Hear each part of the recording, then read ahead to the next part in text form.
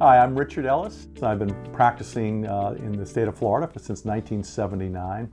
I'm fortunate to practice with my son, who also, Bryan Ellis, who practices with me in my office. And today we want to talk to you about the issue of exemptions in bankruptcy. Exemptions in bankruptcy are important because these are the items, the things, the property that you own that can't be taken from you or won't be taken from you by a Chapter 7 trustee. And it's important to everybody because they feel like if they're filing bankruptcy, they may lose everything. And the good news in bankruptcy in Chapter 7, you do not lose everything. Your exemptions are protected and you're able to keep them in bankruptcy.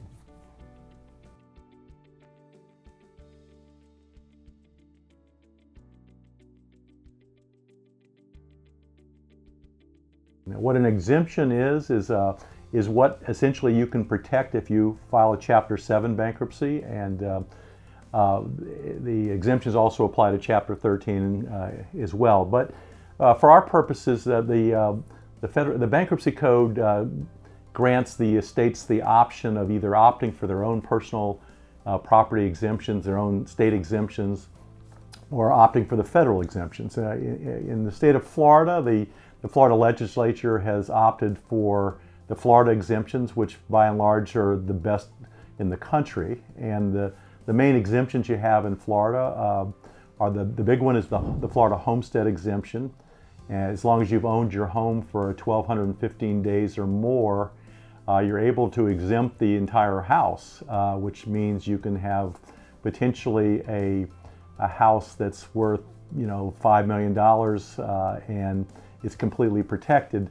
If you've owned the house for less than that period of time, that 1,215 days, the exemption is capped off at $125,000. If it's a husband and wife, it's capped off at $250,000, which means in effect, if the house is worth more than that, if the equity in the house is worth more than that, then a Chapter 7 trustee would have an opportunity to try to grab that in some fashion.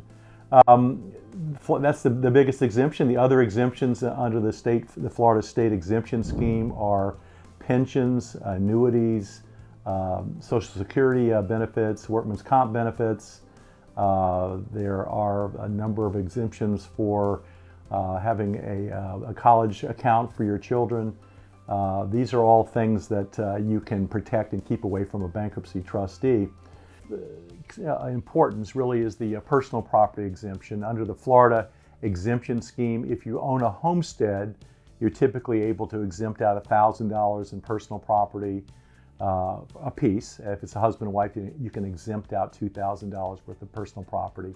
If you don't own a house, then you are able to obtain what's called the wild card exemption, and that bumps up your exemptions up to $4,000 a piece, and for a husband and wife, you can protect up to $8,000.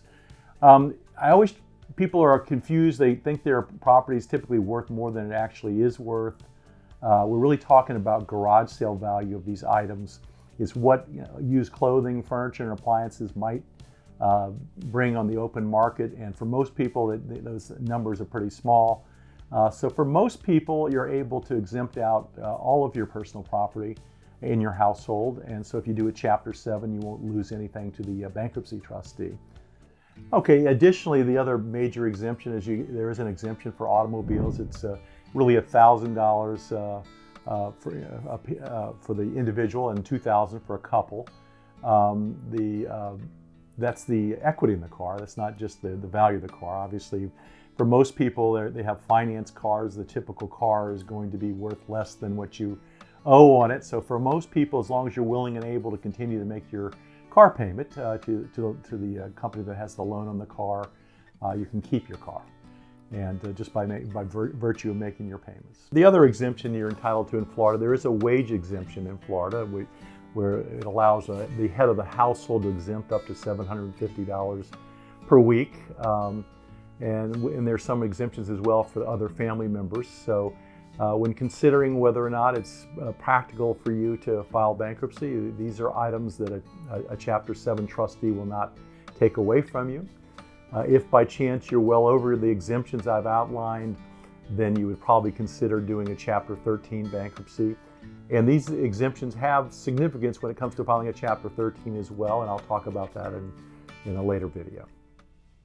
So it was my pleasure to walk you through the exemption issue in bankruptcy, and it's an important one, obviously. And the exemption issue also applies in the Chapter 13 context as well, and we'll talk about that in a future video.